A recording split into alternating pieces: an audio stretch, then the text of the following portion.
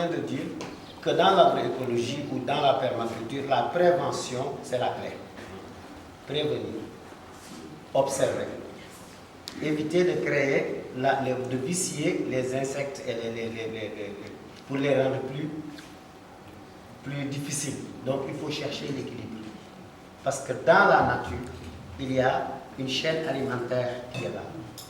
Et qu'il y a certaines activités, si on les fait, certaines actions, si on les fait, on stimule cette biodiversité et on va vers l'équilibre.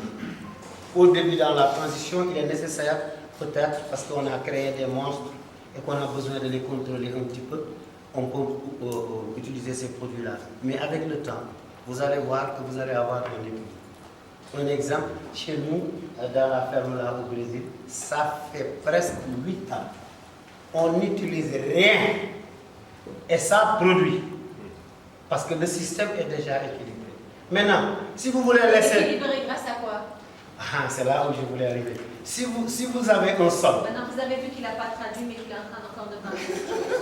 Si vous avez... C'est ça, parce que c'est ça.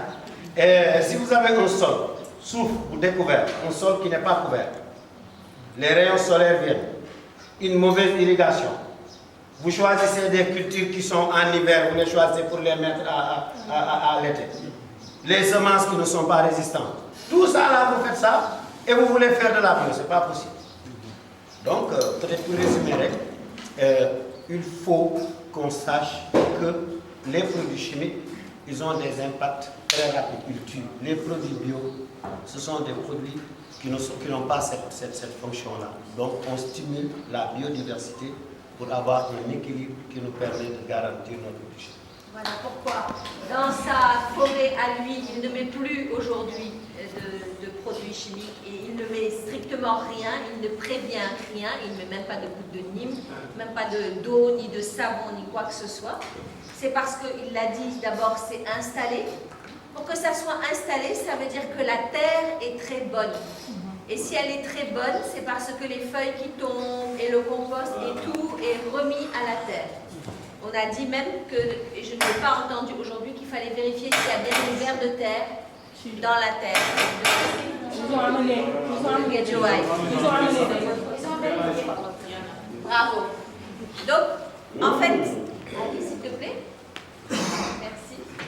Donc, en fait, il y a le fait qu'il y a la qualité de la terre avec les feuilles et tout ça, mais il y a aussi le fait, et ça on va revenir à Tolkien, qu'il y a plusieurs espèces. Quand il parle de biodiversité, moi je sais que ce n'est pas toujours clair pour tout le monde.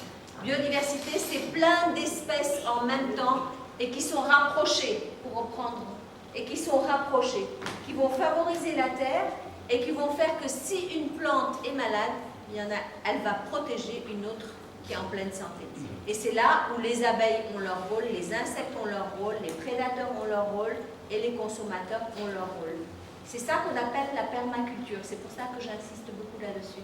Parce que c'est le défi que nous avons à mettre en place ensemble. Permaculture, c'est comme ce qu'on est en train de voir pour Guédiouaï. Nous, on a certains toluqueurs qui nous disent non, mais la saison de pluie est finie, on ne produit plus. Ça ne produit plus tout seul. Mais là, on voit bien que ça produit en permanence. Alors, est-ce que ça produit en permanence parce que c'est inondé, donc ils reçoivent de l'eau, on s'en occupe ou pas? Après, il y a aussi pour moi, et je pose la question à Chris, je ne crois pas qu'on a vraiment vu la notion de la qualité de l'eau. Or, au Sénégal, c'est très important parce que souvent on est dans de l'eau salée. Est-ce que ça a un impact? Parfois, on est dans des eaux d'égout. Est-ce que ça a un impact? Bon, il y a la question de l'eau, en tout cas, qui est peut-être pour une autre session. Voilà, merci.